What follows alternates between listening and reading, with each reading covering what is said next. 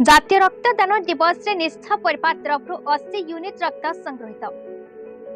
जातीय रक्तदान दिवस पालन अवसर अग्रणी स्वेच्छासेवी अनुष्ठान निष्ठा परिवार तरफ बरगड़ ब्लॉक अंतर्गत गायसीमा ग्राम पंचायत अंतर्गत मालीपाली ग्रामर फुटबॉल पड़िया एक स्वेच्छाकृत रक्तदान शिविर अनुष्ठित होता। यही शिविर में मुख्य अतिथि भाव बरगड़ अतिरिक्त आरक्षी अधीक्षक श्री तपन कुमार महांती, सम्मानित अतिथि भाव बरगड़ पुराणा डाक्तरखानार अधीक्षक डाक्तर श्री राधेश्याम अग्रवाल, गायसीमा सरपंच धीरेन महापात्र जोगदे फिताकाटी शिविर शुभारंभ करते।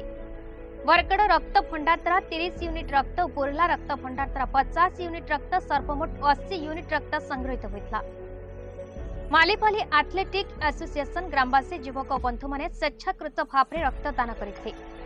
यही शिविर को निष्ठा परिवार उपदेष्टा दुर्बादल षडंगी, अश्विनी त्रिपाठी, सभापति रक्षपाल साहू, कोषाध्यक्ष श्यामसुंदर साहू, जयंत प्रधान, चित्र प्रधान, विद्याधर भोई, नरोत्तम भोई, आदित्य साहू, गिरिधारी प्रधान और अन्य सदस्य माने सुपरिचालना करते।